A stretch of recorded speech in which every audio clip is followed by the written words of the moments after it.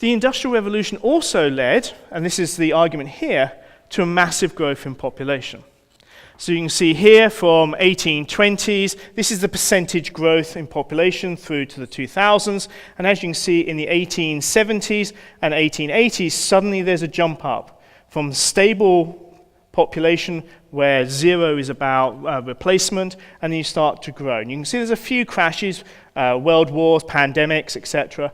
And then, of course, there's the 1960s where the population of the planet grew by over 2%. And I'll come on to that next. But the Industrial Revolution also came with a change of thinking.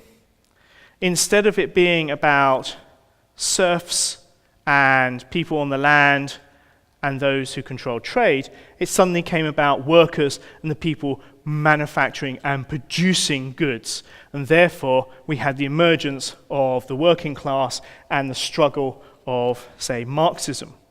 And so we then build up a different view. Perhaps everybody is actually equal, and therefore, perhaps, they should have access to all the wealth that's been generated by capitalism. So stage 4 is, for me, the Great Acceleration. That happens post-Second World War, and then the birth of neoliberalism. Everything changed after the Second World War. And the Bretton Woods Conference was probably the most important thing that happened after the war. It is where the Allies sat down and redesigned the modern world. Now, this wasn't something that they sat down and go, guys, let's come up with some ideas, let's brainstorm. They had spent the whole of the last 10 years planning for the peace, okay? Which doesn't normally happen after wars, but they had seen the League of Nations hadn't worked. It was a brilliant idea, but it failed. Therefore, they needed something new. So at this monetary conference, the United Nations was set up.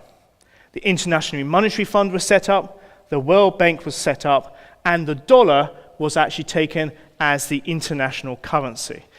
This will make you laugh. It was set at the gold standard of $35 an ounce, okay? Yeah, it's gone up a bit since then. So this was the setting of the modern world. And oh, did the world change.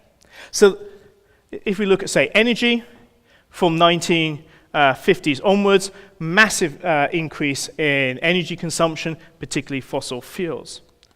We also have the first nuclear weapon, which was tested in 1945. And this changed the politics of the world, but it also gives us another spike that we could consider as the start of the Anthropocene. So the red line in there, I apologize, I think it's got a bit faded, but you can see there's a big spike there. That is the radiation, or the radiocarbon, generated by nuclear weapons testing. So from 1945 up until 1963, countries around the world were happily testing their nuclear bombs above ground. In 1963, pushed by scientists, politicians realized that this was probably not a good idea. And the Partial Test Bomb Treaty came into effect. Fantastic. So, as you can see, we have an increase in radiocarbon in the atmosphere up until 1963. And then in 64, it then starts to drop off and has up to today. By the way, that does not mean the countries have stopped testing nuclear weapons. They now do it underground, okay? And you can actually record those with seismic shakes when they actually go off. So they haven't stopped doing it. It's just not actually above ground and causing problems.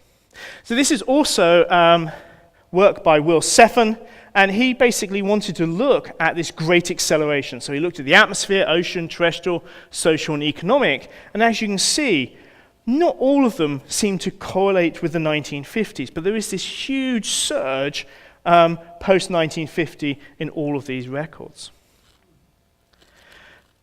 We have doubled the number of people since 1950. We went from 3.5 billion to 7 billion. So that's an extra 35 billion people that actually have arrived in the world. Again, because of the revolution in medicines, mainly vaccination, but again, sanitation and healthcare blossomed in the 1950s, driven by American universities like Johns Hopkins. We then have a distribution, so you can see here, this is where the population is currently. You can see, of course, China and India seem to be very large, but again, you can see the United States is quite large, and look at the UK and the European countries, again, very large populations. In Africa, interestingly, the population is dominated by Nigeria and Ethiopia. And I put this up for light pollution, because lights, or nighttime lights, is a symbol of how much energy you have, how developed you are. And for me, what's interesting is the population here and the lights don't necessarily correlate. So it means there is a difference between how many people you have and how much money they have. And I've just done that through nighttime lights. Okay? So we then have capitalism blossoming in the 1950s. We have world trade. We have opening up of trade routes. We have the World Trade Organization. And then in the 1980s, we have the emergence of neoliberalism. And I love this cartoon, which basically says, and to the poor people of the world we say, remember, we are counting on you to keep us rich.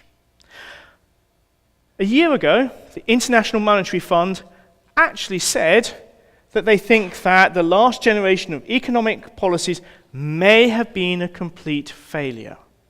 We've seen with the economic crash in 2008 that completely unregulated commerce doesn't always do it in the fair, trustworthy way. And perhaps we need a little bit more regulation and a little bit more protection for the normal person.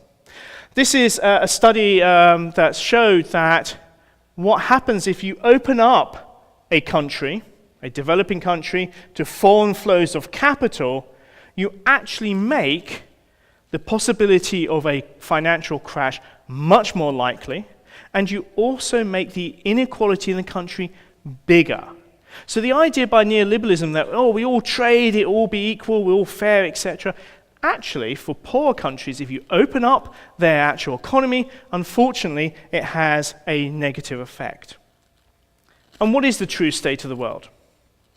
So if we have a look at the state of the world, 7 million children die needlessly every year.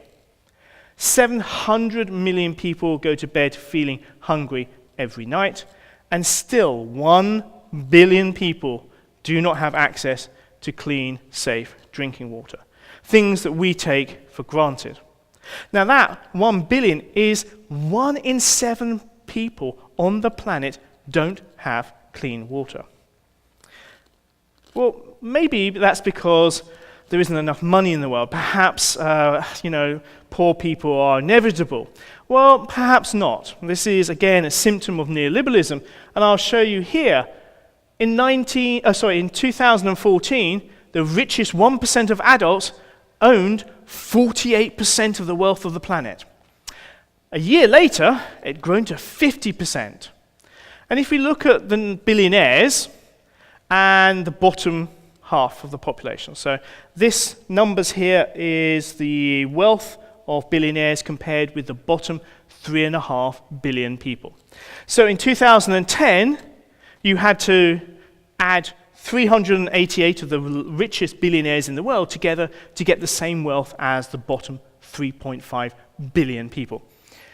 By 2015, you only need 62 of them. 62 people, okay, the same number of people that's in this auditorium, okay, own the same as 3.5 billion people.